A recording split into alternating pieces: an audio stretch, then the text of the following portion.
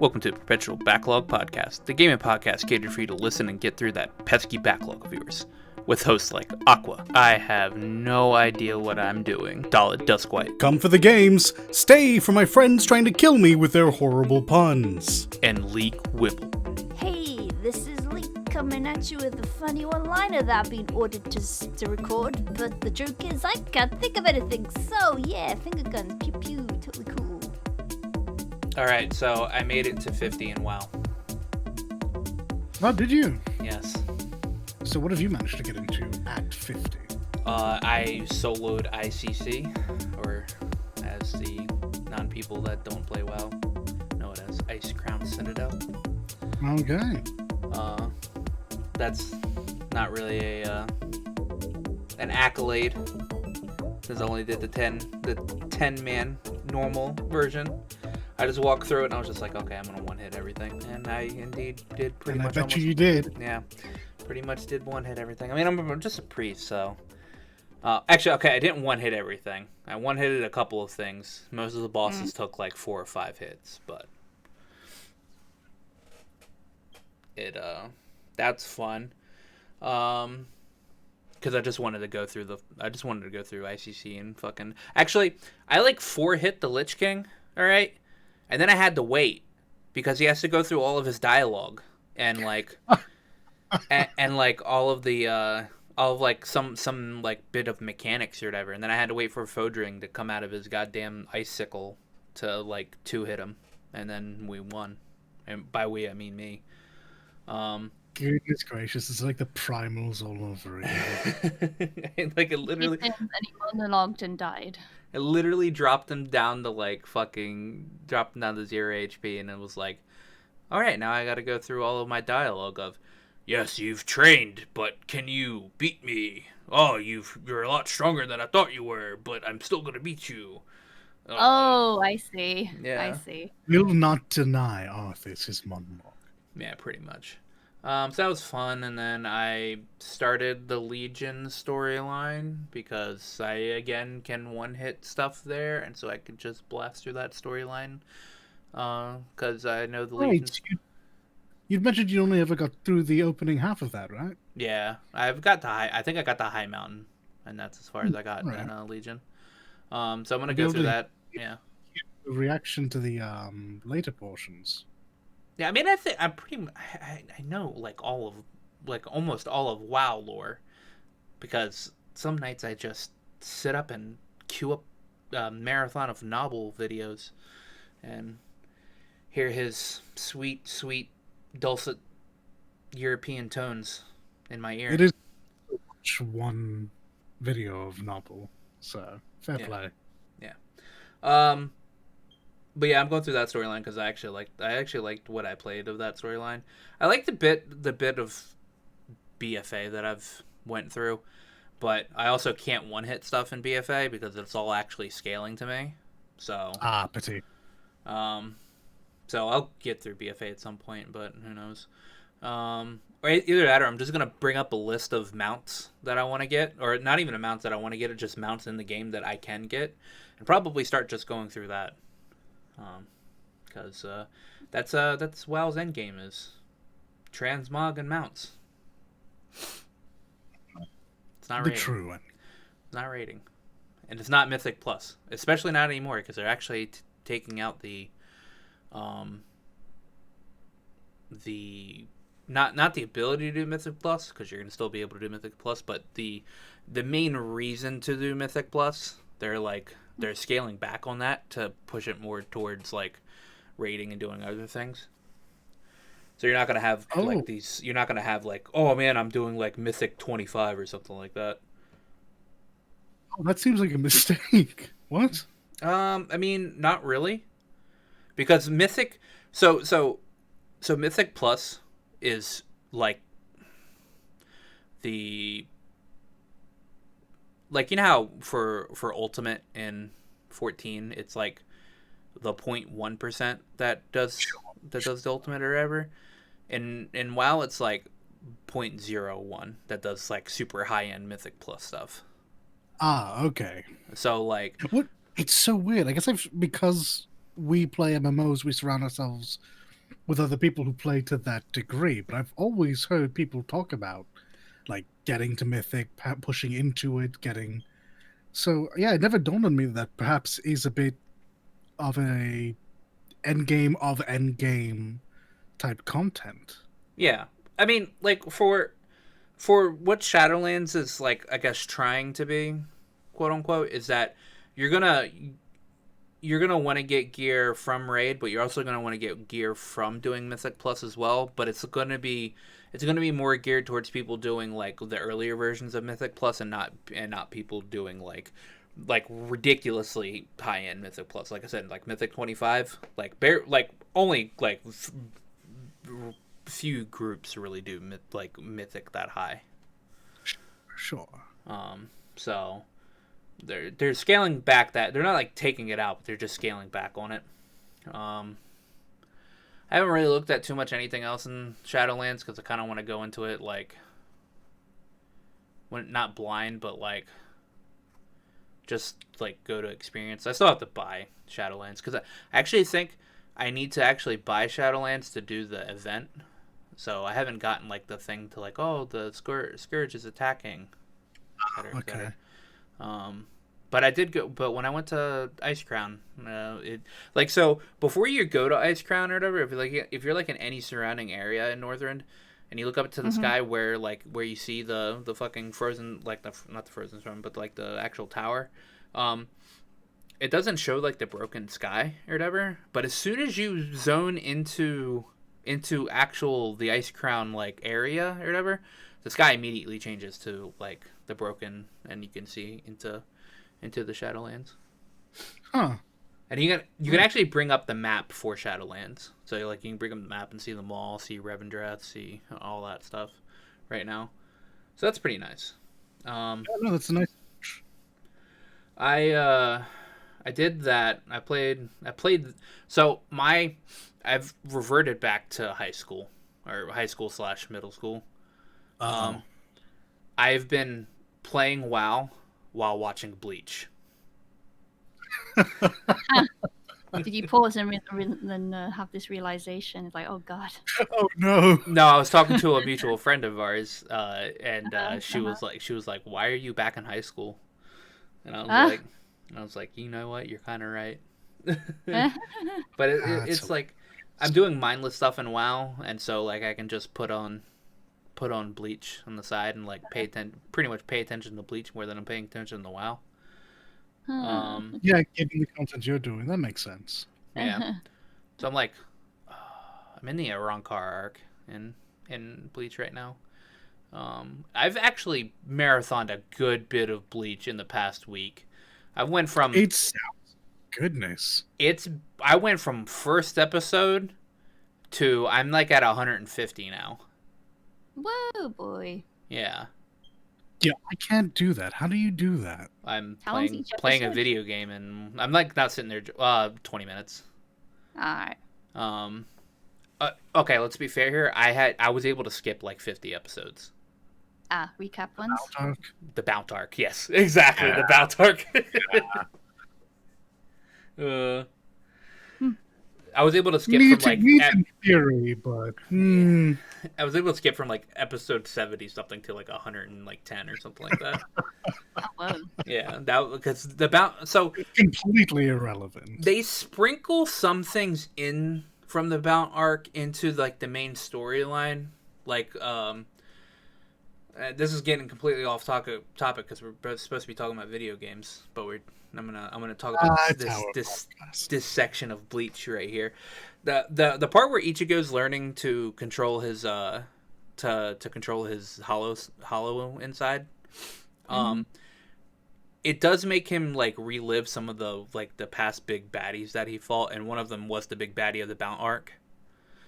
So they sprinkle that in there, and then you have the mod souls that come from the Bount arc, that are always like there, at Urahara's shop. So like that stuff is still in like the main story. So I guess if you did skip that, you didn't really understand who these people are, but you really don't need to. So It's like, oh yeah, Ichigo fought these like spirit vampires. That's it. That is an apt description. Yeah. But yeah, been doing that. What else did I play this week? We did play. We did play some Ghost of Tsushima this week, right? Maybe directly after last week's Yeah. podcast we did, but by Certainly did. and I large, watched you. okay. So yeah, we did a little bit, but I really haven't. Yeah, had I'm the here time. to say it was goodbye, Friday, Henry. wasn't it? It was Friday, wasn't it? I'll say yes. Yeah, I'll agree to that. That Yeah. makes It about was- as much sense. It was after the date we last recorded a podcast. Yeah. Oh, after the Yes. date, so yeah, it was whatever. Yeah. Anyway, we played some Ghost of Tsushima. I looked into Overwatch. You looked Wow. into Overwatch.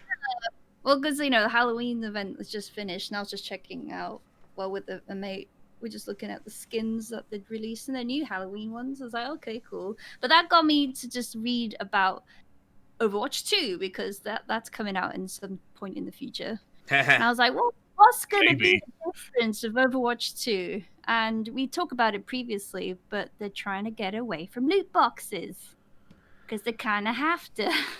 So is that true though? Well, according to an interview with PC Games N, the games director, said, what did he say was a quote? Well, we have made a lot of changes to loot boxes and how they work over the years, so we're definitely open to change. Overwatch 2 in terms of business model. We're exploring different options that move us away from loot boxes, but I think that will be more for Overwatch 2 than the core game. I would never rule anything out, he said, winky face. So, But doesn't Overwatch 2 feature the core game? I mean, it's compatible with Overwatch. You can crossplay. Yeah. So you Yeah, don't you don't download Overwatch 2. You boot up Overwatch 1 and you play Overwatch 2 within Overwatch 1. Yeah, exactly. Well, that's what he said. That's his quote. Interesting statement. I'll have to look into that as well. See if Yeah. there's been some updates or if that is the update to my Yeah. late information. That interview was in September, so it's Okay. slightly. So it's fairly recent, all things considered. It's recent, yeah. Interesting. I think that's They were suggesting that you'll get items and stuff and mods for like your character customization in the story and the mission game. They're separate now. So. But I wonder then, does that suddenly mean there's not going to be loot boxes for the multiplayer aspect? Are they suddenly going to stop handing those out? I'm not sure. It Seems doesn't like- say. there's going to be loot boxes. There's no way. There is no way that I it's mean, some countries are suing them for loot boxes, so. some countries are suing EA. They're not suing Activision or Blizzard yet. So, Well. We'll get we'll get to that though. I think that's all I played this week. I actually picked up No Man's Sky again last night, or this morning actually. Was it this morning? I think it was this morning, but we won't talk about that because I literally played for like 20 minutes. Yeah, I think that's all I played this week. What about you guys? I played that bit of Ghost of Tsushima with you, and I do my dailies in Genshin, but this has been kind of a busy weekend for me, so I've actually had to keep most of that to a minimum as I prep for other aspects of my life. Yeah. Yep. I mean, I just said the Overwatch stuff, but I've been playing D&D as well. I won some dice. That's cool. Oh, I man. won some dice by getting killed a lot. It was a Murder House of Strahd type of thing set in the 80s. It was really funny. The best death I had was Strahd polymorphed one party member into a brontosaurus, and it fell on the rest of the party, and we were completely splattered against some 80s glam band. I don't know, but it was amazing, Ew. and I got stuff out of it, so that's cool. Love me some D&D stories. I love playing D&D, but didn't get to this week, and it was kind of sad. But Well, hopefully we'll be able to do it again this week. yeah, hopefully. So, I like to talk to you guys about how do you guys like prepare to like binge video games? Like what do you do to? Okay, Well, so first I create a dimension that is separate from current time and space, and then I split myself in two so that I may actually do like real life stuff like an adult, and also have time to play video games. That's what I tend to do here. Okay, you tell it. Uh-huh. I mean, with the exception of Ghost of Tsushima, I haven't really binged one. I mean, I guess there was Genshin, but I was able to do other things alongside it because Yeah. it's not what one would call a story-heavy game. But in terms of like binging a proper, real, I'm lost to the world. Insert an IV with all the necessary vitamins, and I sit down and I am lost to the world. Yeah. Carve out time as I can, and just I don't exist anymore. I'm sorry. Adult diaper and all. I normally stock up on like food and snacks and Mhm. take like a week off. But you know what would make binging video games really great? If you What had is that? if you had a video game themed fridge. Oh shit! Yeah, that would be convenient. It's a shame none of the consoles have come out with one yet. Oh, it's a shame none of the consoles look like a fridge. Oh, wait a minute. Gasp. The audience gasps. So, as you can probably figure out from this joke, Aqua has news. So, Microsoft made a fridge that looks like a Xbox Series X. They sure did. And they're like giving Well, it away, right? It's like a giveaway. Yeah, like Yeah, there's a giveaway for one. yes. Yeah. The one that I've seen, the reason why I know it exists is because Uncle Snoop got he got into an advert for one. I'm assuming they Okay. probably gave him. Yeah. And so it was very surprising to see that Microsoft took it on the chin and decided the meme couldn't just be a meme. They had to make it reality. Like I wonder if you can just buy one. I imagine it'd be limited. Yeah, I mean, how hard could this be to make though? It's a black box. That's my thought as well. It's But a a fully working fridge, though. it's And a matte black fridge with two specific images or decals pressed on it, right? Yeah. Maybe they're not decals. Maybe it's a bit. But the more... one they showed had lights and shit in it too. I mean, not like a regular fridge. I mean, like the Xbox green glow. Well, if you're going for like that level of specific, I mean, honestly, I don't think Microsoft. Trailer together. Like we had the whole like Xbox thing, and they were really hamming it up. Do you remember that? Yeah, I don't think they're going to sell a fridge, but I do think this is something that if you have a good amount of disposable income, you can have custom made for you. But no, I don't think they're actually going to. Yeah, seriously. I would love it if they, once you open the fridge, like, when you switch on the console, all consoles have their own little jingle every time you open the fridge. They probably made like 5 or 6 of them. One to give away, one for Snoop, and like 3 for various offices.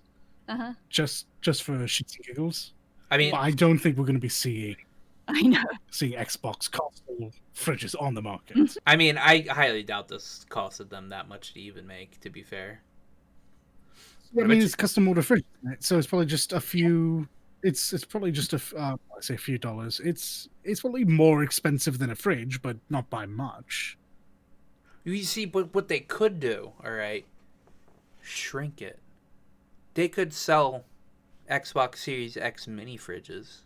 I agree with you. I am genuinely surprised they didn't do that. Because the Series X just literally just looks like a mini fridge.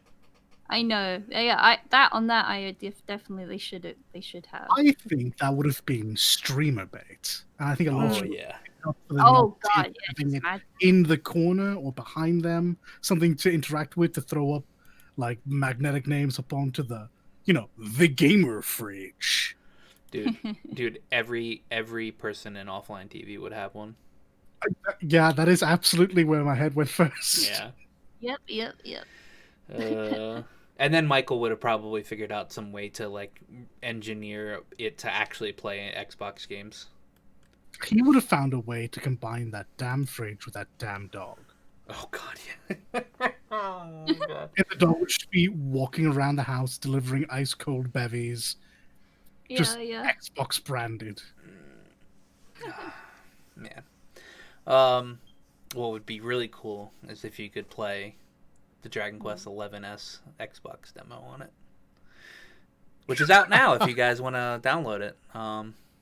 Comes with everything the super version of Dragon Quest XI had on the 3DS.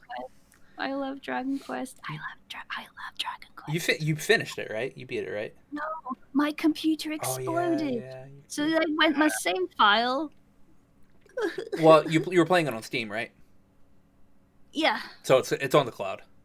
Is it? Yeah. Oh, I hope so, because I would play through it again. Yeah, but still. that game has cloud saving on it, so. Thank goodness, because I freaking love that game. The humor is perfect. Yeah. Well now. For me. For me. Okay. Yeah. I'll It's give you... tailored for me. Voice acting in it's really good too. It It's is, so yeah, hard. it is. Holy heck! No, like I like how they use the characters. There is some like things that make you like double take and go, the character did what, and it's wonderful. Very good comedic timing. Yeah, that's out now. So if people want to play it, they can play it. And I mean, I've got the normal version of the game on my PC. So I will maybe finish it one day. I don't know.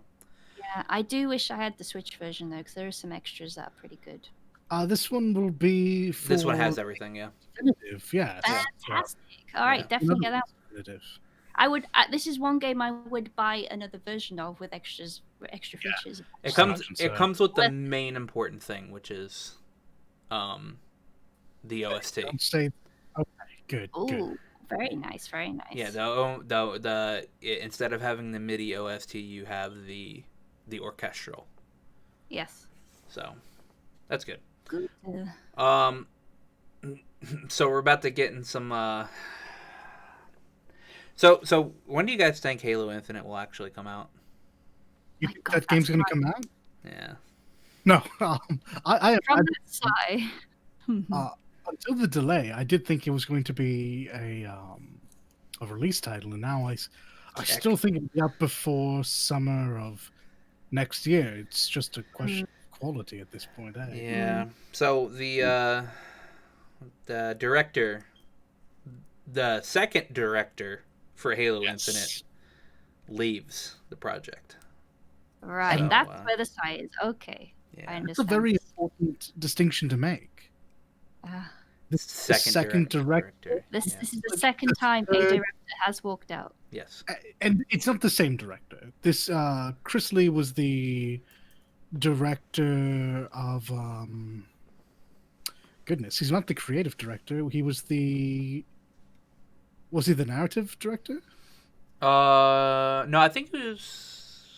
Yeah, I think he was a narrative director. I'd have to look at it. So the reason why I say this is because, as you said, Chris Lee has left the project following the announcement of the game's delay, and he gave a reason. Well, he at least gave a statement to Bloomberg, and it said, "I've stepped back from Infinite, and I'm looking at future opportunities. I believe in the team, and I'm confident they will deliver a great game. And now's a good time for me to step away anyway."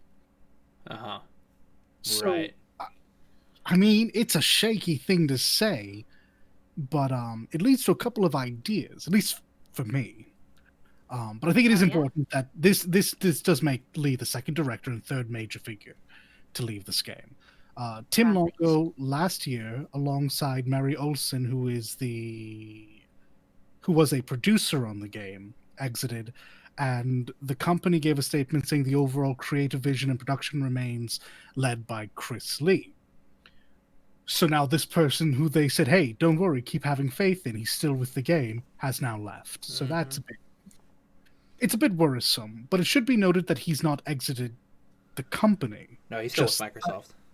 yeah, it's entirely possible that the game is not in a position that needs Lee's leadership anymore, and he might be onto another unannounced project. This Hmm. is speculation, and honestly, it still doesn't make the situation look good. But it's an idea that I kind of was mulling over, given various statements.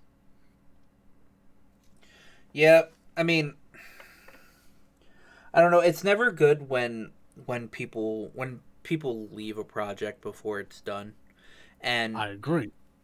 we've seen this time and time with like directors and like creative directors throughout, like not even just like with Microsoft, but with like EA, with um, any type of developer, that usually when people leave, um, the game takes a hit in quality. Yeah, I agree. I think that is a safe kind of generalization to be made given past Yeah, exits. yeah. I think Though we've seen this actually. there is, We saw this a lot with actually Anthem, because I think what 3 or 4 people left Anthem way before it even came out. yeah, that was a revolving door, wasn't it? Yeah. Oh, gosh. What were I you don't gonna know say? though. This feels a bit. It feels like there might be hope here. I'm not a big Microsoft person. I haven't really played Halo since ODST, but theoretically, the game is in a position where they could launch, and the proper issue would be visuals right now. Yeah.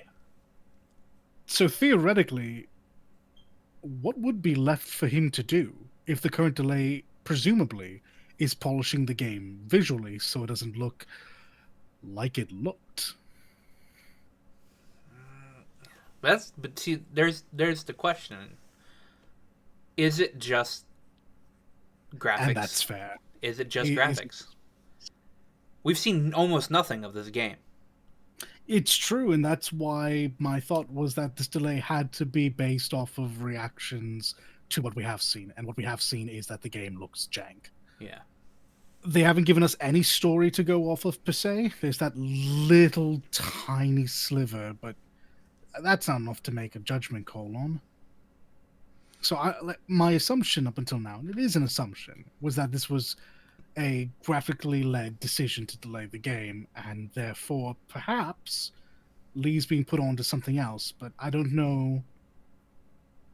I mean, I have no reason to believe that is true either. So, Yeah.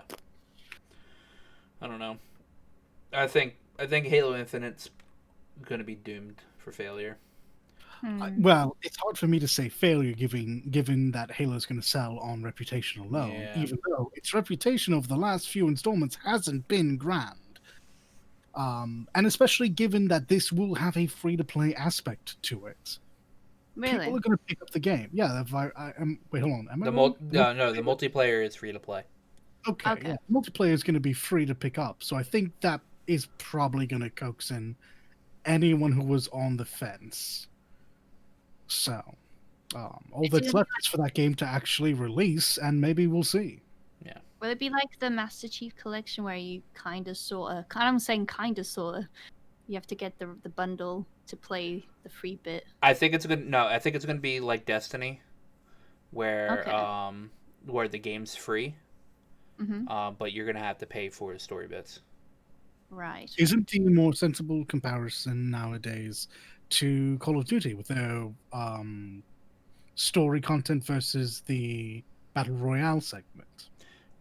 I mean, fair, but like most people don't play the battle royale of COD. They play the actual multiplayer, which you still need to buy COD to play the I multiplayer. actually wasn't sure if that was the case, so Yeah, fair enough. like I thought like Warzone was the big draw now. no, like Warzone's free, and a lot of people play Warzone or whatever, but like the majority of the people actually still play the multiplayer. The traditional multiplayer. That Yeah, makes sense. so it'll be more like Destiny, and honestly, we've been seeing this kind of trend with Infinite, that it's kind of looking like they're trying to make an actual Halo Destiny, which open On world, paper, mission based. what a great idea on paper. Um, Most likely, like the story bit of it's going to be you have to pay for it. There's probably going to be story updates that you'll have to pay for. Um, it's just I don't know, man. Like when games like Halo, when their multiplayer go free to play, I feel like there's probably gonna be a hit to how quality the multiplayer is, and then it all depends on how they monetize everything else in the game. Yeah, no arguments there. I think monetization is going to be the real center of any problems going forward right now. And we've already seen that they're doing Destiny shaders. So I mean, they're giving out the multiplayer for free. I guess they have to find a way to monetize, Yeah. even if it does feel wrong. hmm but what's not going to feel wrong, hopefully,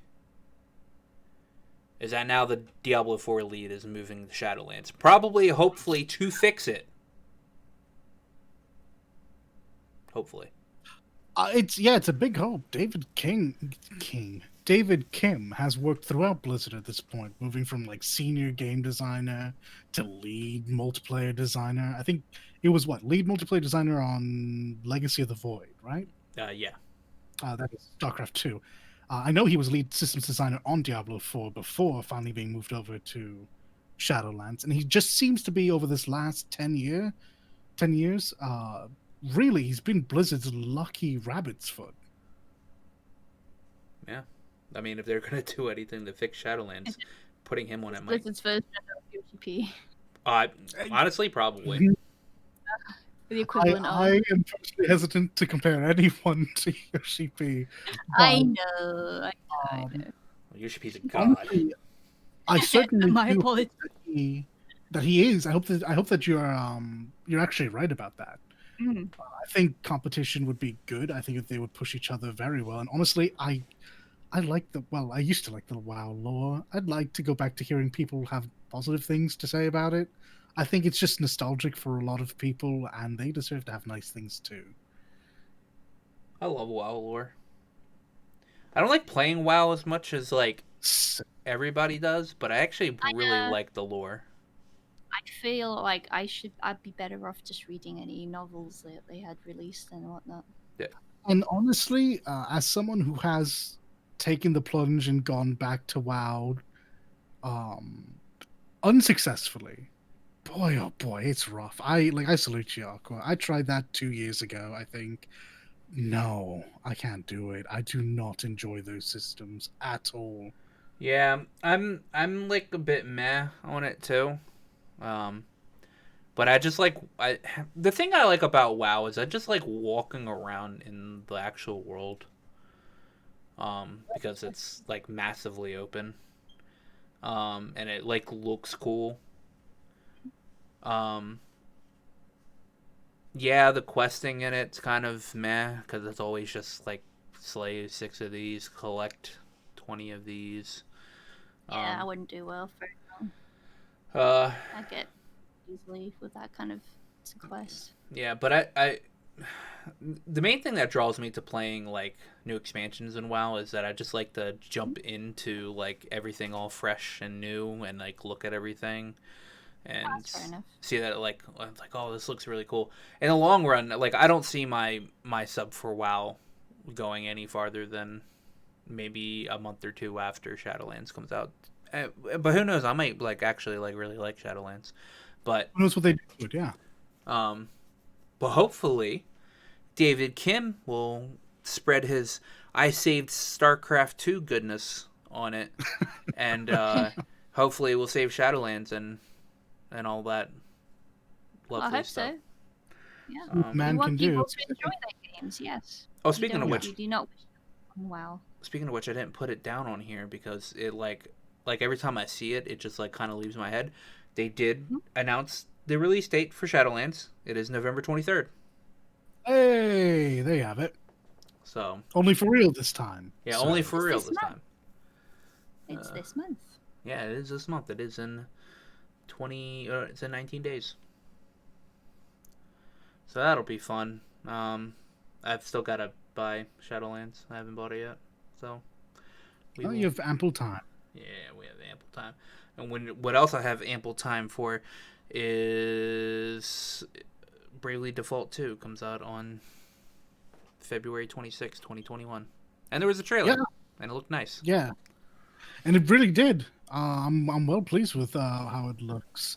It'll be nice to get back into that. I think Bravely Default did a lot of good for Square, even if they didn't see it at the time and may not still see it. This is the company that for a long time was really believing that turn-based was out. Mm-hmm. And Bravely Default dropped, and boy, everyone ate it up. I loved the gaming system of Bravely Default. I love turn-based games like this, so I'm looking forward to it. Also, it's not going to be on the DS, so it'll be great. It'll be on Switch. The great thing about Bravely Default 2 now, and this is what they did with Octopath Traveler and with the other Bravely Default games, is they did a survey after people played the demo, and they pretty much changed a lot of the stuff people were contentious with in the demo. Oh, interesting. Like the demo was actually absolutely fucking hard. I didn't get too far in the demo, but normal enemies in there wrecked your fucking shit in that demo. It's ridiculous. So people ask, could you scale it back just a little bit? So they addressed that. But they did that with Octopath, because when Octopath had a demo, they had a survey, and they changed a lot of stuff going into the release of Octopath Traveler.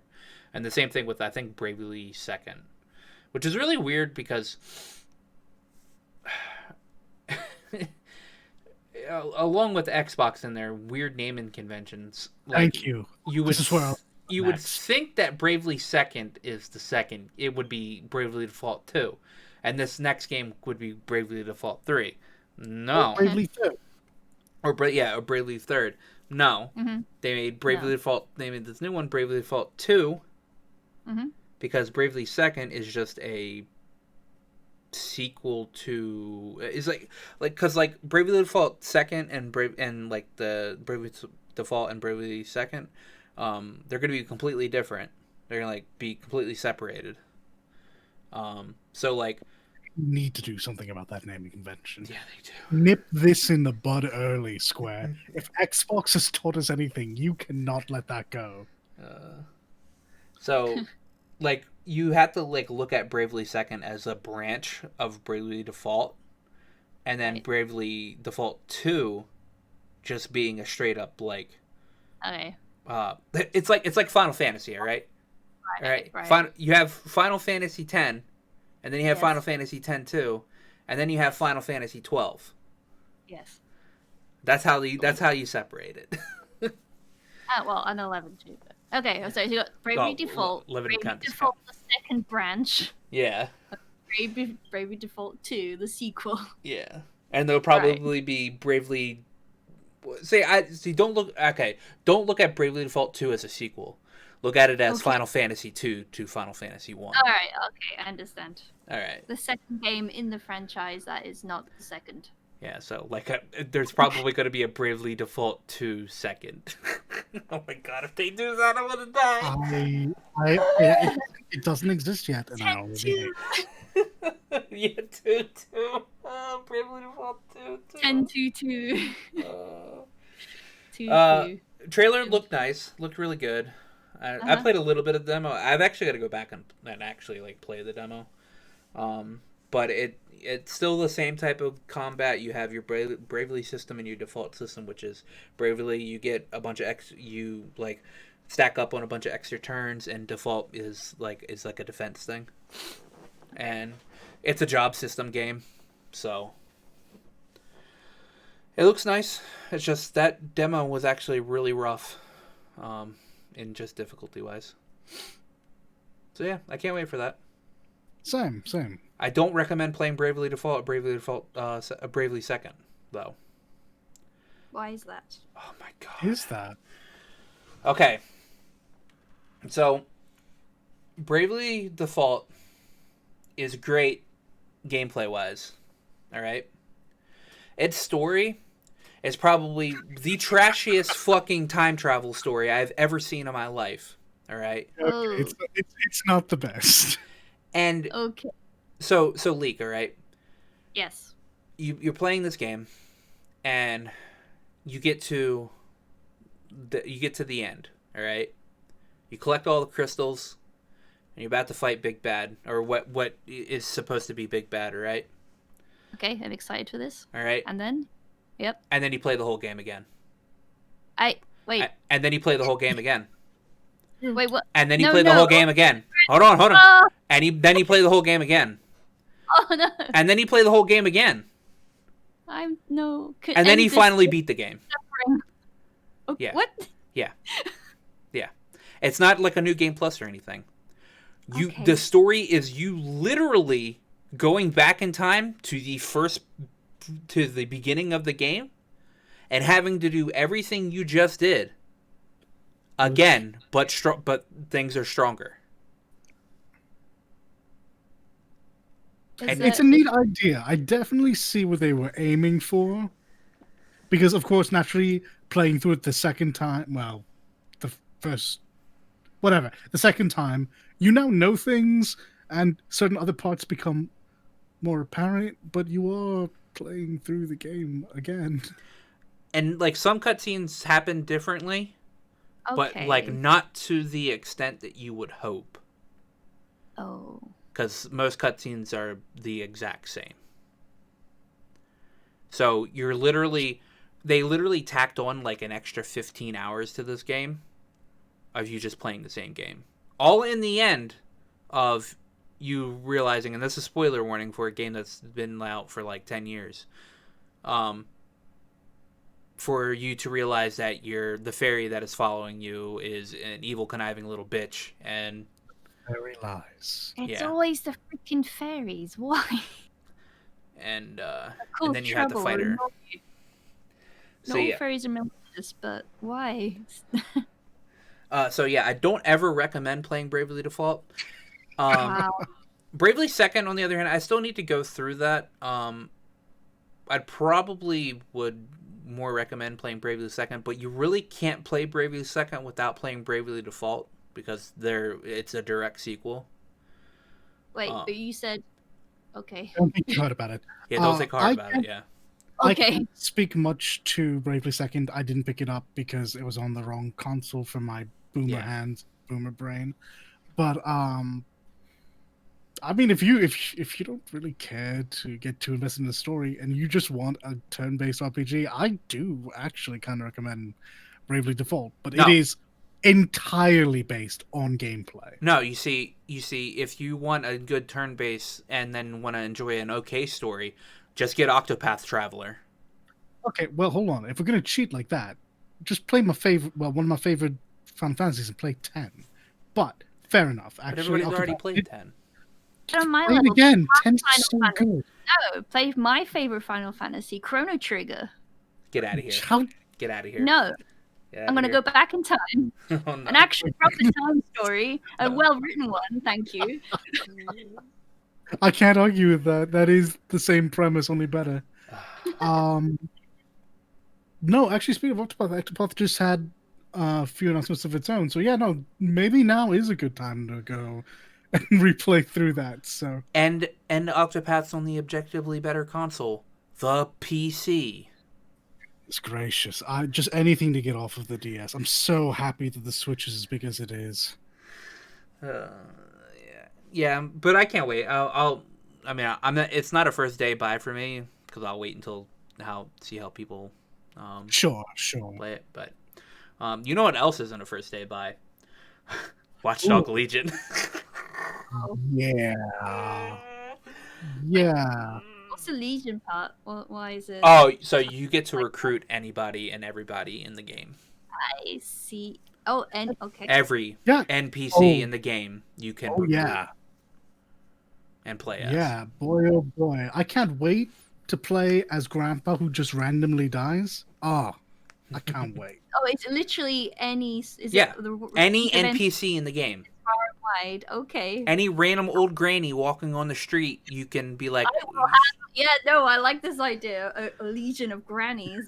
Participants. Unfortunately, before you get too ahead of yourself, it's currently causing a bit of a problem for the Xbox Series Oh X. wow. no, Well, no, Xbox Xbox One X, One. One X. I'm sorry, not Series X, the One X. And for certain reviewers, it's made it literally unplayable. Oh. Yeah, it overheats your system. And then Oh. shuts it down. Oh. Yep. System just decides, nope, I'm done.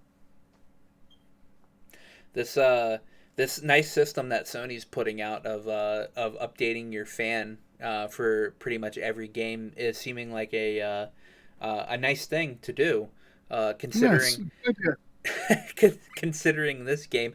Anybody that picked this game up for the Xbox One X, I feel really bad, because if you're really looking forward to this Watch Dogs Legion game and you can't play it because 5 to fucking 5 minutes to an hour into the game, your console's overheating and shutting down.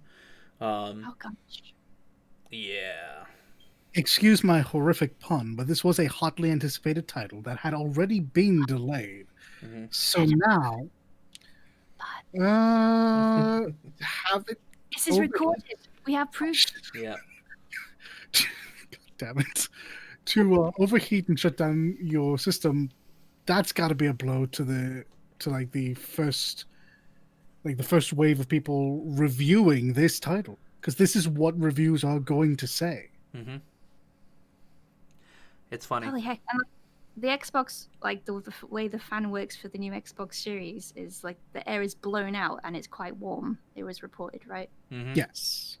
Oh gosh, I wonder if there'll be any like future Xbox injuries by burning. I don't think Gamer it'll be that received bad. second-degree burn holding hand over console. So here's the thing. The Legions won't make the Series X burn any hotter, because the Series X is always being played at a its thing is always being played at a certain gigahertz, like its CPU. Yeah. So that's the reason why it's like super hot. It's because it's always being like displayed at that certain level. Even when your system is like in sleep mode, it's always being like used at that level. So that's why it runs so hot. And another reason is that its cooling system is actually the way it's venting is actually working. So that's why it feels like it's a fucking campfire, because the CPU is actually being vented out properly. Yeah, it's aggressive. You're not wrong. It's absolutely wonderful. I myself personally would probably wait for the version 2 of the Series X, because I imagine that'll be less of an issue there. But who's to say? Maybe this is just their game plan. And honestly, so long as you place it appropriately in your gaming space, that really shouldn't be an issue. Yeah. Except maybe your room gets warmer. Well, the whole shutting down thing is the problem. Well, it's shutting down Remember- because it's overheating. Yeah, remember that is the Xbox One X, not Yeah. the Right. Series X. I see. Naming conventions. That's the naming convention. Yep. Like Again, it's very confusing. But yeah, this will most likely not be a problem on the Series X, but this is just kind of forcing people to maybe want to get the next gen console to start playing games that are going to be coming out. It does strike me as something of an oversight that at no point in testing on this, and presumably on any games, they grab a much older console to see what some wear and tear on the console will do to your brand spanking new end of a generation game. Yeah. I don't know. They're going to be patching it, so I mean, I hope so.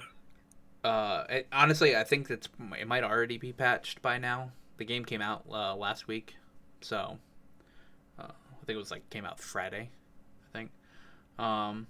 So I will check any updates for that. I don't know if it's been patched because I don't have an Xbox and I don't have the game. So, but I know they did say that they were looking into it. So, but this won't be a problem on Series X. So that's at the moment, I assume, what's important. I mean, next gen starts in like 7 to 8 days. So It's so gosh. close. It starts literally next week. It feels. Oh yeah. gosh. But you know what else started last week? EA finally getting their just fucking desserts. Yeah, don't mess with the Dutch. Oh man, in the bloody Dutch. So the Netherlands slams EA with a 10 million euro fine for illegal gambling in their video games. Yeah, and that's not a misquote. The Kansspel Authority, the gaming board of the Netherlands, has slammed EA with like that huge fine. And while 10 million is technically correct, let's break that down a bit. Technically, it's a 5 million euro fine, but the price ends up doubled across the Swiss branch as well. Mm-hmm. So they're being fined twice. Unfortunate for them because this is not something that's one and done. No, This is going to keep happening to them weekly. Mm-hmm. weekly. Yeah, For those, yeah. for those not in the know, back in 2018, that's 2 years ago, the KSA investigated loot boxes and found that they, in fact, broke the country's gambling laws.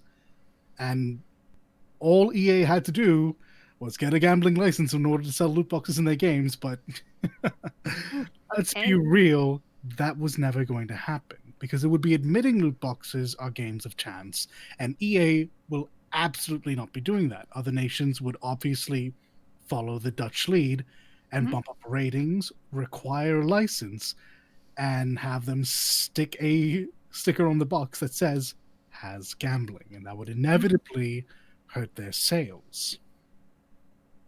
Yep. I think from that point on from last week, I think they get fined. I think it's 500,000 a week. Total, yeah, split across both the Swiss and the first party company. Yeah, for as long as they don't change their games. That's Don't mess with the Hague. Yeah, seriously.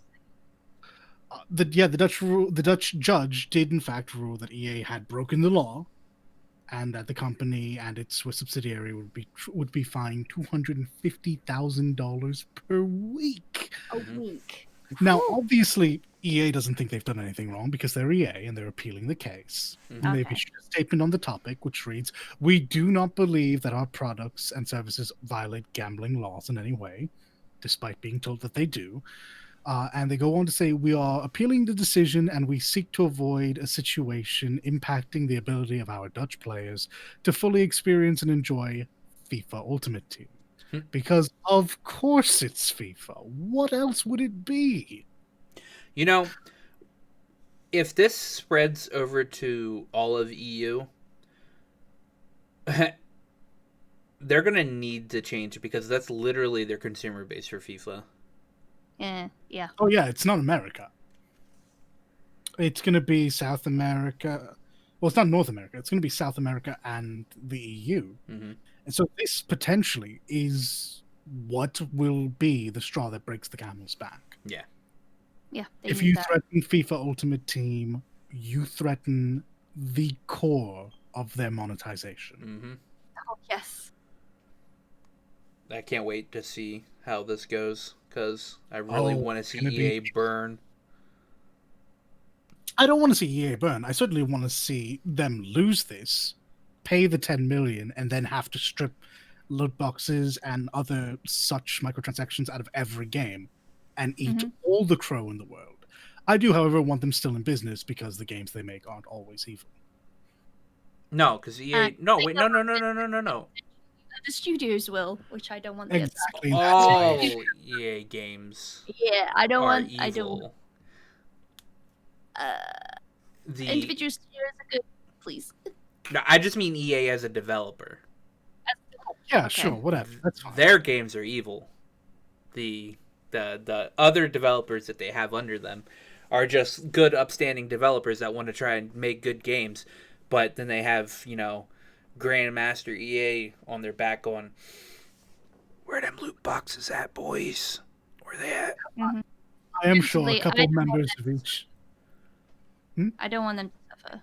No, yeah, no. If Yeah. EA I'm sure there's a repercussions couple people in every studio that are a bit EA minded and also are aiming for loot boxes. But yeah, no, I can't sit well with EA going under because it drags so many studios with them. Yes, Yeah. exactly. I mean, this won't make them go under. They'll just be like, No. they'll be like, okay, we'll have to take out FIFA Ultimate packs, but then they'll just what they'll do is they'll just double down on fucking North American shit. Let's be real here first and foremost. EA is not a struggling company. EA is a multi-billion-dollar company. I think they made like $5 billion this last year or something. They could pay this fine Oh going yeah, forward if they wanted to. It would be a bad idea. And also, if they pay the fine, they also look guilty. So it's like bad idea in every way for everyone involved, except for the gaming commission. But yeah, no. This does not have the capacity to sink. Yeah, it just hurts their bottom line. That's all. yeah. Now the week charges will build up, so eventually they're gonna have to win or pay and be done with it. Mm-hmm. But at the moment, $10 million is not enough to hurt EA. No, nowhere near enough to hurt EA. And that's actually it's just 10 million euros. That translates to like 11, almost $12 million. So it's not like the increase isn't actually too bad. But Yeah, I'm sorry, I've been saying dollars. It is euros. yeah. But hopefully this like pushes them to like stop doing loot boxes. I'm just waiting for loot boxes to be fully banned in EU. Period. That way, EA can just be like, well, we can't do FIFA Ultimate packs anymore, so they're gonna have If to. EU does it, it's so hard on the company to keep them anywhere. I mean, maybe they do keep them in NA until NA eventually relents, but if the EU as a whole, if Europe just decides in one voice to say no to loot boxes, I think NA just follows because we end up looking really bad. Yeah. So that's all for like the super bad news this week. Actually, Well, I mean the EA thing isn't super bad, but so this was released a couple days ago, but apparently Cyberpunk is going to feature lip syncs for 10 different languages in their It's game. impressive. That's a lot of super motion cool. capture. Well, I mean, it is absolutely. There's no two ways about it. But let's remember that it is all just in the face, and to a small degree, that we know that there's tech designed around limiting how much motion capture has to be done. Yeah. There is tech out there that does help with lip syncing just automatically. It's probably not the best. Well, at least when I was working in the industry, granted, it's out of date now, this information, but you do need animators to sort out the actual precise cleanup, basically. Sure. Yeah. But no, it's a lot of data and it's impressive. And this is a positive impression that I'm having upon this. Yeah. Like you're right. At the end of the day, this is very impressive, and it's a move most developers, I think all other developers, do not make. Mm-hmm. They keep to their 3 or 4 languages of choice, and often just 2 sets of dub. Yep. Your home dub and maybe an English dub. If you're really lucky, you'll also get a Japanese dub if it's not a Japanese game.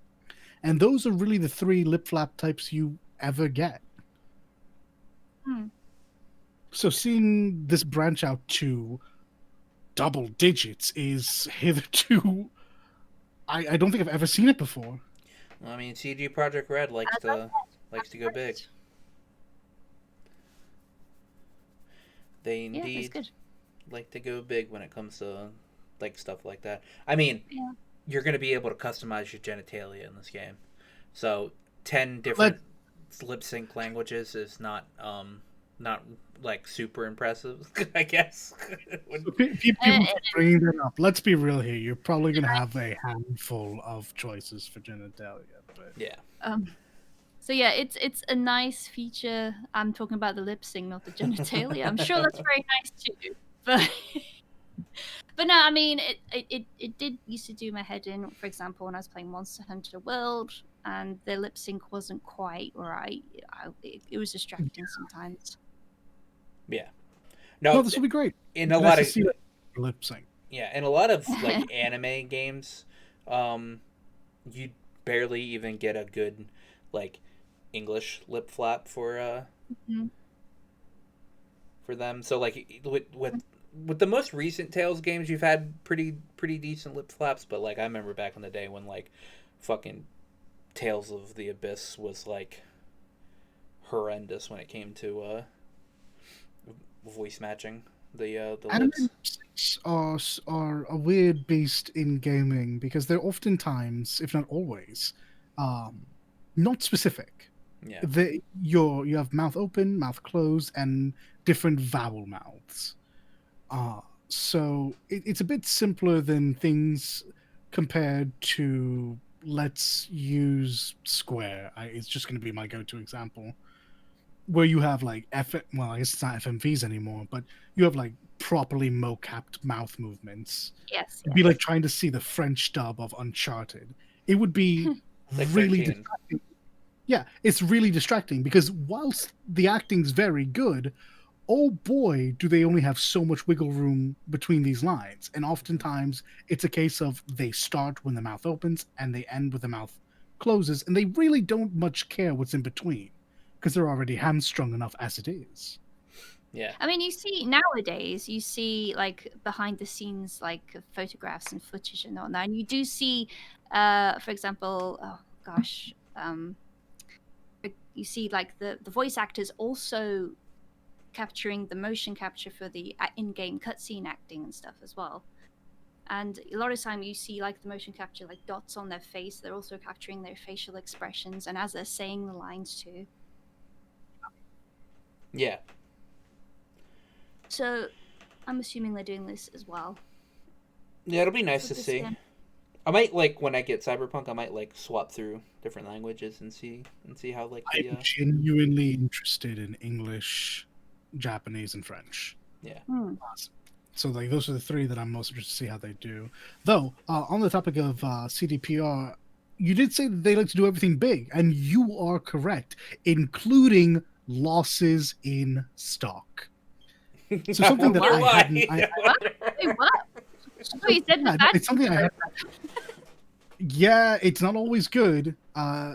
Since August, CD Projekt Red's share price has fallen about 25%. Oh, Yeah, and this comes from the company that was the largest gaming company in the EU. They'd overtaken Ubisoft. Yeah. So to lose 25% of that means they lost a massive amount of just money in stock. Yeah, you want to know why?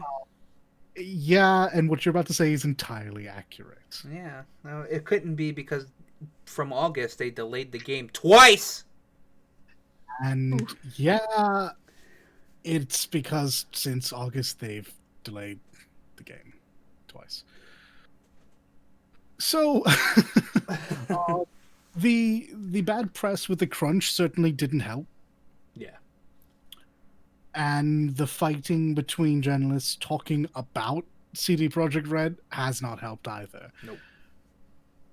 So all this leads to CD Projekt Red heads having to talk during their investor call about this loss on the stock market and kind of reassuring everyone that this will be a short-term thing. Mm-hmm. And they're not wrong. This is perhaps not unforeseeable. This is something that could have been avoided, but this is absolutely recuperable. Once this game launches, their price will shoot right back up. So, but it doesn't make investors feel good to see 25% just disappear. Actually, I want to look at CD Projekt Red stock prices right now. So if you want to get into buying stock for CD Projekt Red, a share is 24.35 right now. That's what they closed today with. It's actually up 2.30. Very good for them. So you'll want to buy now because guarantee once Cyberpunk comes out, that's going to shoot right back up. It's only going up from here. Yeah. Every day we get closer to the release of Cyberpunk, it's going to go up. And after the release, short term, it's going to be so high. And depending on how they market after the fact, it's likely to stay pretty high. Like, this is, without a doubt, always the best time. The best time is always going to be now, until you start to see a loss, which I don't foresee for a good amount of time. Oh no, definitely not. So yeah, I mean, if I had the money right now, I'd probably. I mean, yeah, honestly, you could probably buy a few shares. Food for thought. Yeah, food for thought. So next we have Blood Brain Terminal Cut. It's coming out on November 20th, and for people who have the original version of the game, can get it for free. So what is this coming out on? Is this coming out on what? PC, PS4? Dude, I barely know what Blood Rain is. Me either. Oh, it's Like, I PC. know that A PC gamer tweeted it out, so It's essentially a vampire that kills Nazis. sweet. Oh, I knew the vampire bit. I thought vampire that kills vampires. I actually didn't know the Nazi bit. Good for you, Rain. Another series that I know mostly because bad movie. That's oh good. god, there was a movie. Away Balls, Blood Rain. Basically, it's the Brimstone Society, whatever, battles supernaturals and Nazis and stuff like that in the 1930s. That's where it's set. Sweet. Well, if you have the original game, you get it for free. So Yeah, this Enjoy the is hell out of your the vampire best game. thing about it. Actually, it's only $10 in Steam, and you can still buy it now. So you can get the original for $10 and then get the sequel for free. nice. Oh, so Steam and GOG. About it. So some Virgil gameplay came out this week as well. Looks cool. Looks amazing. I saw a bunch of pictures in 4K. That shit looks so nice. I mean, I hate to use the buzzwords, but that ray tracing looks friggin' amazing. It's My probably goodness. the best game to showcase ray tracing at the moment. Right now, I think you might be right. Just because of the amount of information that's been given, yeah.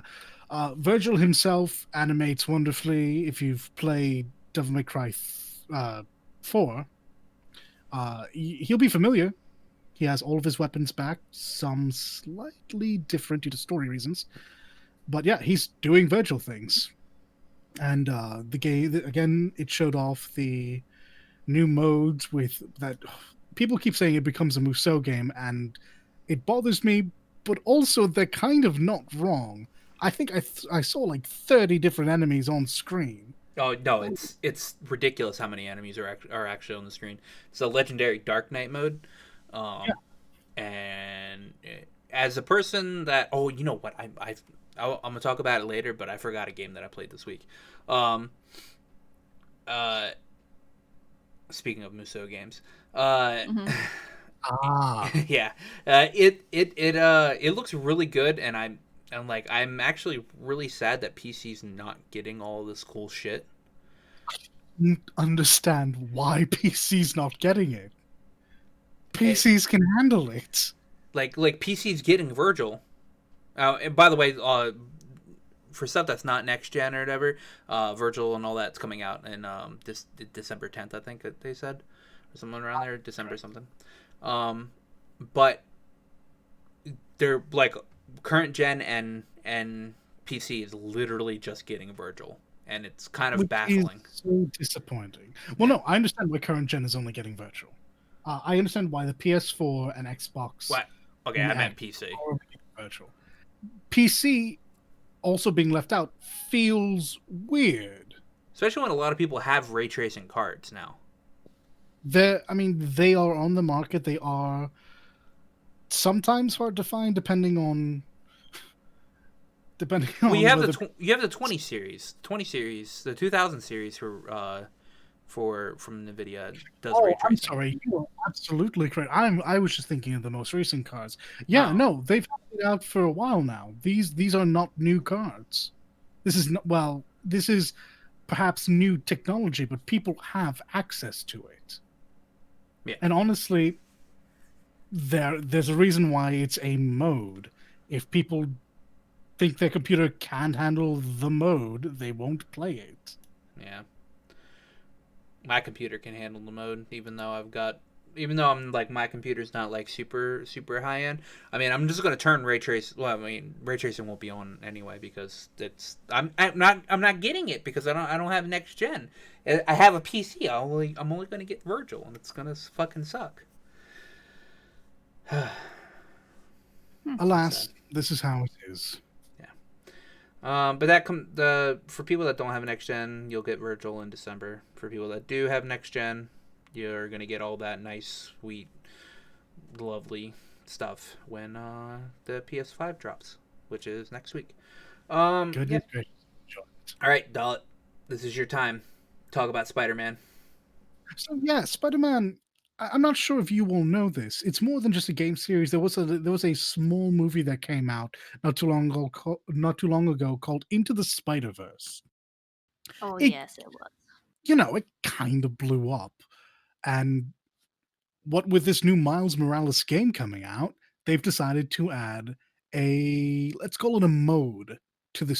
suits that lets you play in that half frame rate from the movie. You get all the sound effects, the thonks, the bangs, the bagels. It's great. And it's something that if you don't like, you can turn off while still getting the movie suit. So they've really gone above and beyond this time.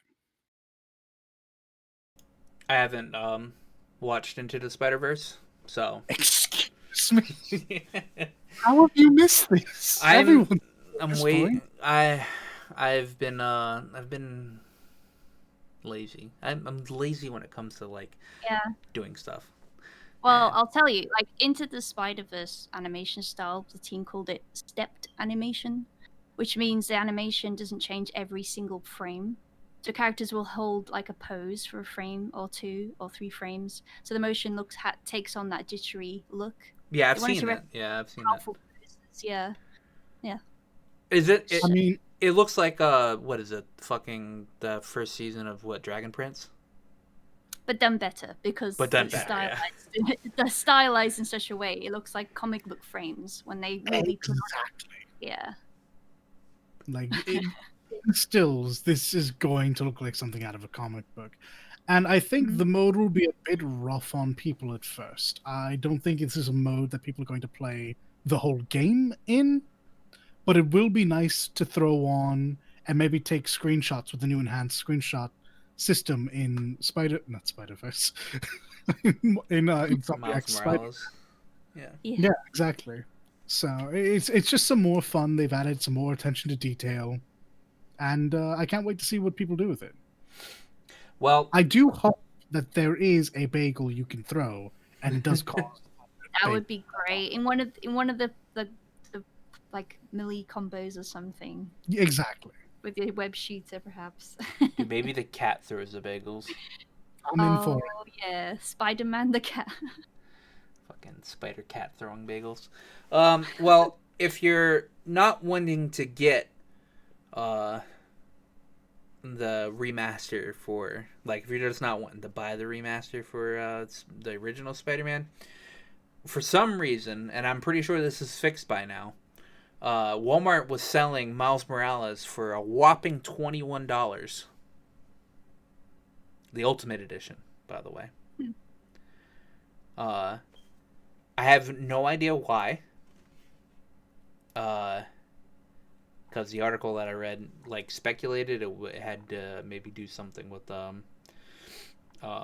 like future sales going on, but they were let me see if I can find it. I can definitely say that it's been adjusted because I did look up once I saw that article, and my Walmart was still selling it for $49.99. Yeah, I clicked on the thing and it's $49.99. So I guess it was just Was this with sort of like price matching like loop people could get through? I mean, it might have been, but it was it was priced at like 21 something. I'm on the page right now for the Spider-Man Morales launch edition, and it says $49.88. But ooh, that 10-cent discount. Let's go. yeah, but at the time that that tweet was made, because it was made by Wario64, it was $21.88. So honestly, it could have been like just a typo of somebody putting in, but I wonder if the people that like actually pre-ordered it at that time got it for that price. They would have to, surely. Well, that's not necessarily true. If Walmart suspects bad faith, they could cancel the pre-order and send a message explaining the situation. I don't know because how. none of the people would have been charged until. If it happened in Britain, they would be obligated to sell it at that price advertised. Really? At that particular store. In Britain, yes. But I don't know how it works in America. I think I'm looking through the thread right now.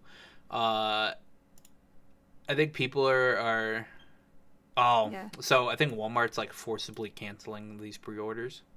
Yeah. Yeah, that makes sense. Yeah. They would in Britain they would sell it to the people that had already ordered and then adjust the price. Yeah, well these ones are just they're not selling it to the people, they're just canceling it. Right. Man. That's like fortunate and unfortunate at the same time, because I would have been like, oh yeah, man, I pre-ordered it, you put it up for that sale. But as a guy that works in retail, those people are actually kind of annoying. That are like, it's this price, it's this price. I'm like, yeah, well, another customer took it and put the item 2 feet to the left. Yeah, I understand this feeling. I have also worked in retail. So. It's whatever, but hopefully not all of them got canceled and people like maybe got through the cracks and be like, yeah, I got Spider-Man Miles Morales for $21. Mm-hmm. Who knows? Atelier Ryza 2, it's opening trailer, I guess. Not really a trailer, but the opening like video that they usually put in the beginning of anime games. Was revealed, and there's a bunch of extra content and goodies that comes with pre-ordering the game. Mm-hmm. It all looks really nice. I don't know if I'm going to get it at launch, but it comes with, let's see, let's look at these pre-order contents. It comes with do what? I got the screenshots while I was hoping to cover for you while you were looking, but I guess we're past that now. Yeah, I'm looking at, I mean, I can't, they're not translated, but there's a season pass that comes with the game, and there's a digital deluxe edition. It comes with mostly outfits for Ryza and the crew. The digital deluxe season pass version actually comes with a outfit of Atelier Sophie for Ryza, so that's nice. That game is really customizable with the character with the character outfits, so it'll be nice. I didn't watch the video for it because I like to wait until the games actually come out to look at them. Mm-hmm. But it should be. I have no idea what that game's about, but I did have a look seeing, pretty anime people in cute clothing. I mean, it's Thick Thighs the game. Yes, is it your thick thighs? Like your version of Thick Thighs? I mean. Well. So, like, I think the original version of Ryza wasn't as thick, but this one's, like, thicker. It's a 2 C's now. Yeah, okay. Look, okay, man, she's wearing, like, really, really tight shorts, alright? And they're busting out of her fucking, like her thighs are, like, literally busting out of the shorts, okay? Okay. His credit. This is a cute anime girl who wears clothing about a half size too small and a thighs touch. Yes. So. They touch. Yeah, Okay. she doesn't have a gap. They touch. I Amazing. don't know if that's because she's pigeon-toed enough though. So Oh yeah, she I is. don't. She literally fucking like walks like she's about to break her legs. Ah, okay. Uh, I've seen people do this in real life, by the way. I don't understand how it's comfortable. yeah, me either. So the greatest news this week came out.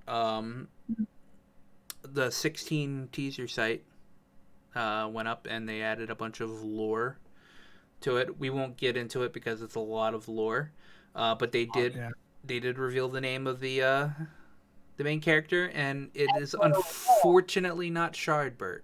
It's not. I'm It's objectively wrong. Ethis Asher told me personally his name was I know. Sean. Did you watch his recent video? Oh yeah. I did this. He The he shop that went or the well no not the Shard. You know he the came red out with a dress one. video about the teaser site, and Yes. Yes. he halfly called the main character Clive once. He was in the middle of saying Clive, and he goes, "I mean Shardbert," and he never did that ever again. He always called him Shardbert. He never called him Clive. Good. Stick to your guns, mate. Main character's named Clive. He is the older brother of Joshua, and the fuck, I forgot what the girl's name was. Oh, crumbs. It's blah, blah, blah. Her name is scrolling. Yeah. She is called. So their old names are pretty. Jill. There you go. Jill. The like Yes. one of the most bland Jill girl Warwick. names. Warwick. Yeah. And was it Joshua and Clive? Yeah, Joshua and Clive. Those I are your... Just one Jill sandwich reference. They've already been some, yeah. Not Maybe it should be. No, if what's his face is localized in the game, there will be a Jill sandwich reference. True. Oh gosh, no, you're right. Hands on it. If Koji gets his hands on it, that'll 100% happen. But yeah, you guys can go take a look at that. It's really cool looking. It shows you like the entire world map of I think it's called Valsesia or something like that. Yeah, something like that. It It's shows beautiful. shows all of the realms within it. Mm-hmm. Confirmed that each realm possibly had a dominant, which is the person that turns into the summons. The icons, yeah. Icons. Yeah. Each of the mother crystals is called a different portion of Drake's, like Drake's heart, Drake's breath, Drake's tail, or whatever, which pretty much in the end means you're probably going up against Bahamut. Shinryu, which is two choices. Yeah. Yeah. So that's going to be great. I can't wait for that game. I'm definitely thinking it's going to be 2021.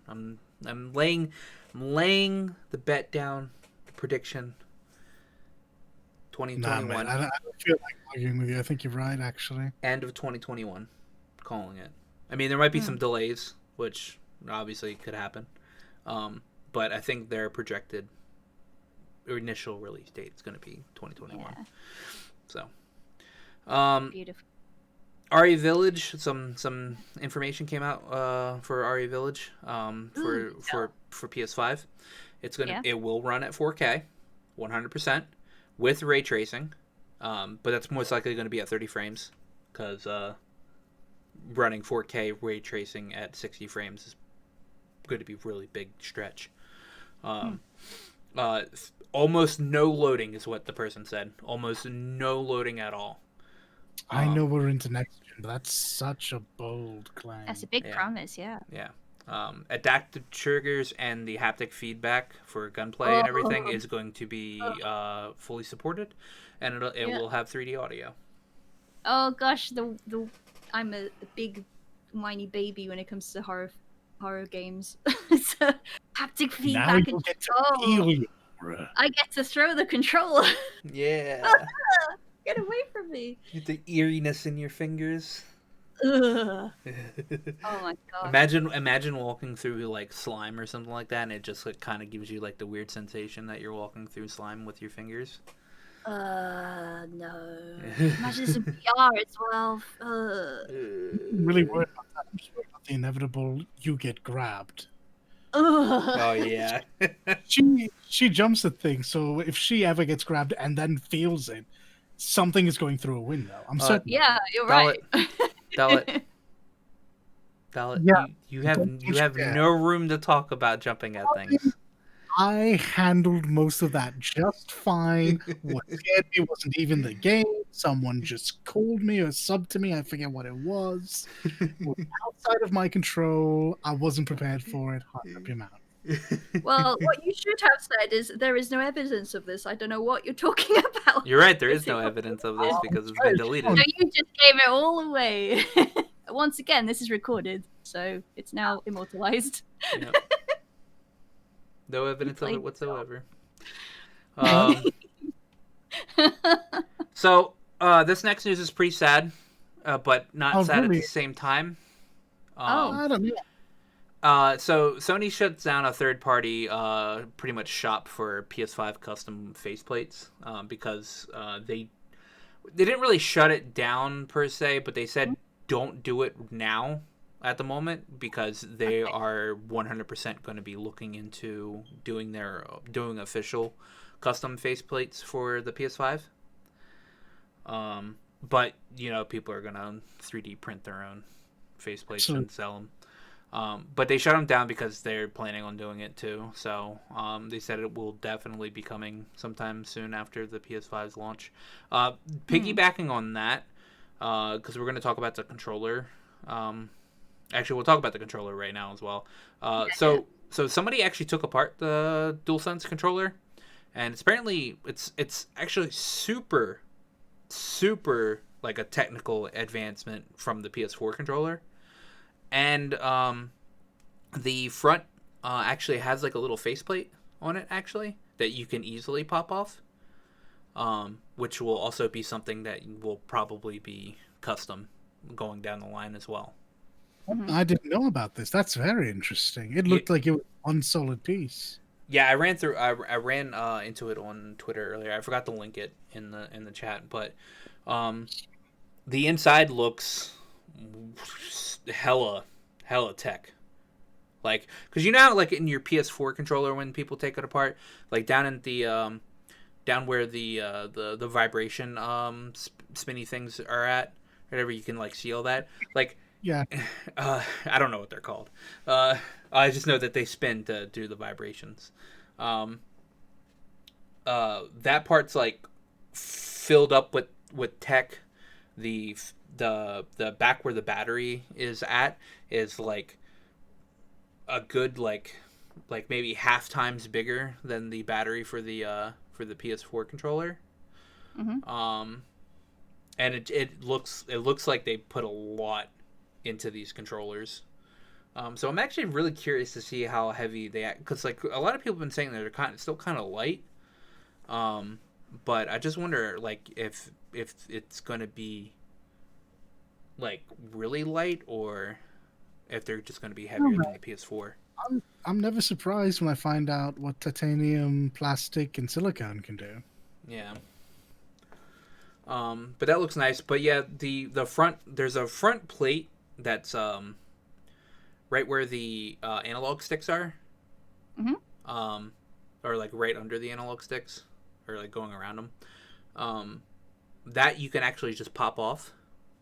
And it's kind of like the faceplate. It's kind of like the faceplates for the PS5 in general. So what I'm hearing is there's hope to have like my matte black PS5, and I don't have to have that horrible white and blue option. Yeah. Oh, it's just it's not that I dislike the color scheme. It's just I know it's gonna yellow. I know it's dust is gonna make it look horrible. So yeah, definitely need matte black. Speaking of the PS5 controller, though, somebody that got their hands on it decided to see if they could get it to hook to other things, and what do you know? The PS5 controller can actually hook up to your Switch. Now you have to use the software 8-bit though. Exactly. To get it to work. Yeah. But it will 100% work perfectly on your Switch. Interesting. Now, this isn't actually a new phenomenon. No. There's a separate adapter. I don't think it was 8-bit DOE, but there was a separate one that allowed you to uh, hook up your PS4 controller to your Switch, and I very Okay. nearly bought it because Huh. I'm a huge fan of the PS4 and 5 and 3 design. I know a lot of people prefer the Xbox feel, but I actually have always enjoyed the layout and the grip of Sony. Hmm. So this information is perhaps unsurprising in that it works, but extraordinarily surprising that it has already been figured out pre-launch. Goodness me. Yeah, right. How long will it last though? Do you think Sony will go no and then No, slap I it? don't. No, because You it's hooking up via like it's got nothing to do with like being able to just like Bluetooth between like your Switch and your you have to like there's a separate thing you have to get. It's called 8-bit though. It's like a custom like mod thing that you hook up to your Switch. Um, and that Bluetooth to that you can get it to move around everything on your Switch. Do you have to buy this thing? I think yeah you do. That's what I'm concerned about. Because if Sony shut down that third party just for faceplates, do you think they'll stop? No, because this has been out forever. Built around, yeah, All right, it all wasn't right. built around specifically allowing this controller to link up with the Switch. It's designed around letting most controllers link up Yeah. with the Switch. I see. It just happens that it also works for the PlayStation 4 and 5. Interesting. Mm-hmm. So what actually reminded me before we actually talk about this last one, I played Hyrule Warriors Age of Calamity demo this week. Oh. I done almost everything in the demo. It's a demo that you can actually, you pretty much do like the full first chapter of the game, and that's transferable over to the actual game when it comes out. Yeah. That game's actually really fun, and I usually don't like Musou games. I'll tell you what, the first game was tremendous fun as well. So I'm well pleased to hear that it has continued on into its successor. Yeah, it's good to know. In the demo, you get to play as Link, Impa, and Zelda. That makes sense. Did it bring back Linkle? Linkle? Is she in this Linkle? Nah. No, she won't be in the next game. She'll be DLC for certain, though. Right. See, I don't believe that because this game it's not like Hyrule Warriors, like the first Hyrule Warriors, where it's just a Musou game. This game is specifically a prequel to Breath of the Wild. Yes, Oh, and that is true. And whilst I understand that, I also know by playing the previous game that they are big fans of, and this does surprise me, of continuing support for the title. So I wouldn't be surprised to see down the road DLCs of what if stories and other such non-canon ideas that appear. Yeah. I mean, from what I've been seeing with the Zelda community, that they think this game's not going to be canon anyway, just because of the premise of the beginning of the story. Yeah. So the beginning of the story is that a guardian, like a little guardian, sees what happens, sees that Calamity Ganon happens and like the whole world gets fucked. And so it actually goes back in time to try to save Zelda. So I personally, because I haven't played Breath of the Wild and I plan to at some point in time. I personally think that it's one of those stories that actually happens, that it's actually going to be canon. It's one of those things where, yeah, the thing tries to go back in time to save Zelda or whatever, because it's one of those like it's like those time travel things. Like it has to happen for Breath of the Wild to actually happen. Sure. So the thing goes back in time and tries to stop the calamity. But like, I don't think it's going to stop the calamity. I think what you're going to see is you're going to see what's supposed to happen that 100 years before Breath of the Wild, where blank, blank, blank, blank, blank, blank, blank, blank, blank, blank, because I actually haven't played it, and then knowing some of the stuff is already spoilers to me.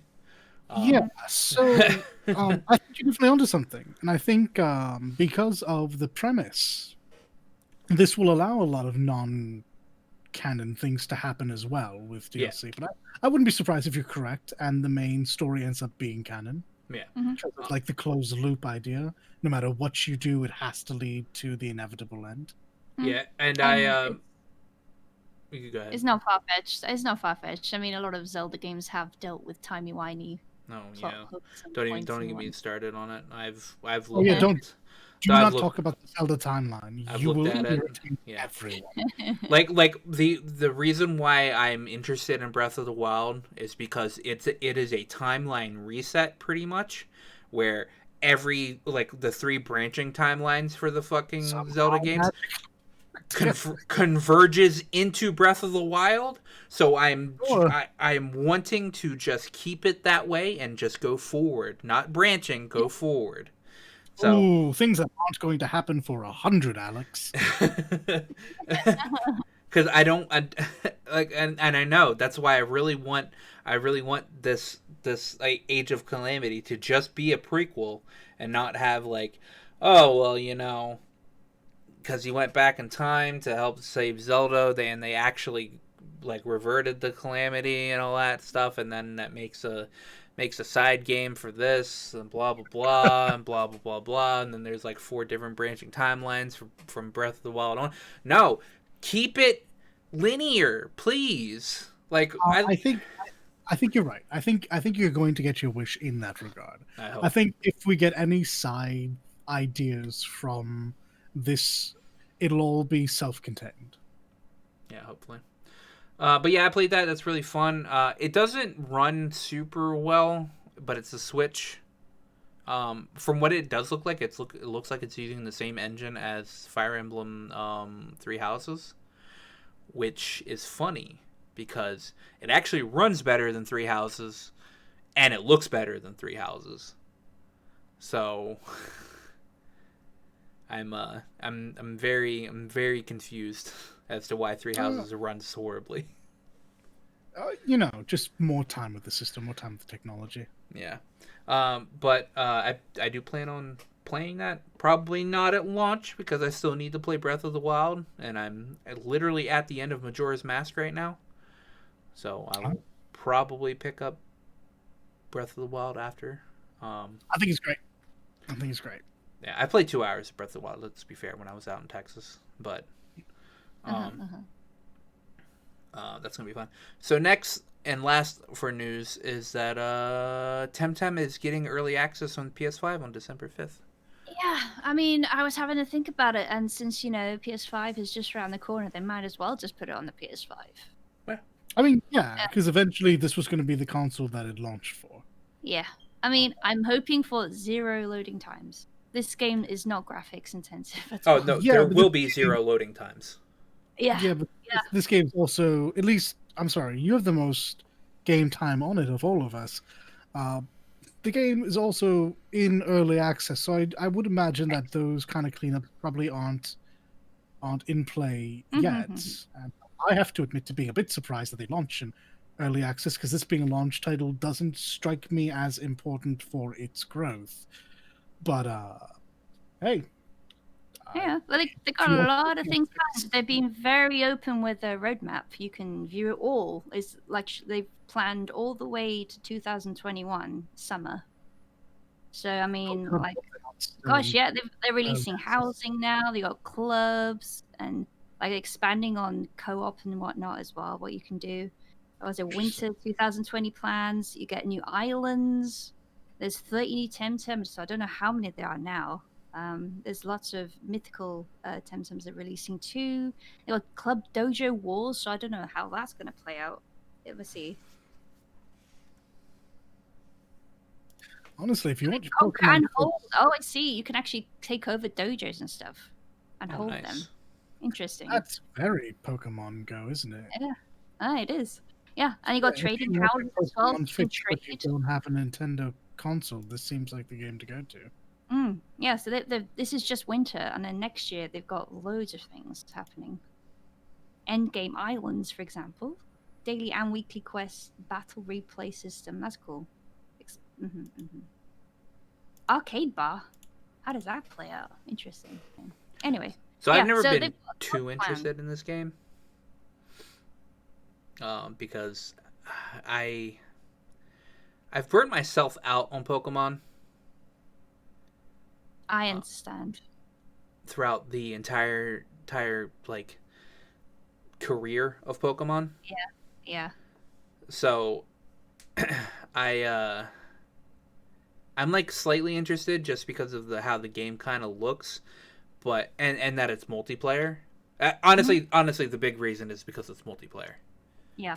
Um, And they have improved. Like when we were playing it, I was mainly playing it in the very beginning of them trying to work out the bugs of co-op.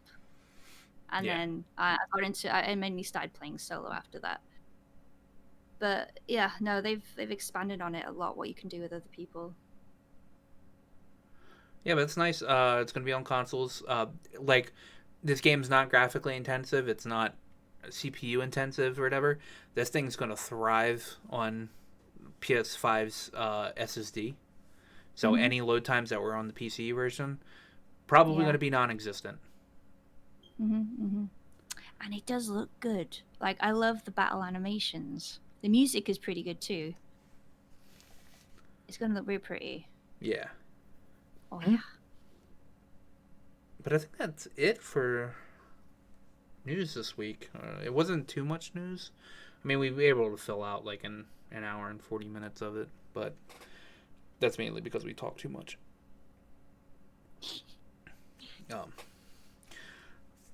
But yeah, what are you guys doing this week? Same thing I do every night, Pinky. Trying to take over the world. I'm so funny. Ha ha. Ha ha ha ha ha. Basically, for me, I'm not sure. My time is pretty hard to split. I'll probably still do my dailies in Genshin. There's nothing coming out this week that I'm going to be picking up. I might do some Tsushima with you all over the weekend. We'll see. Yeah. Other than that, I'm not sure. I'm off for the next 6 days, man. So I hear. Gosh, yeah.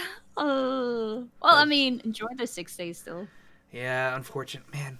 It was like I looked at my schedule and I was like, why the hell do I have off? And then I remembered, oh yeah, this is the week FanFest was supposed to happen. Yeah. And I forgot to remove my my request, so I just have 6 days off.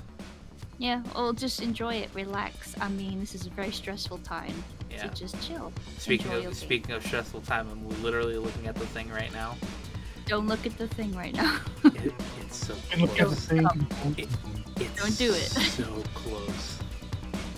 Don't More look. on that next week. Yeah.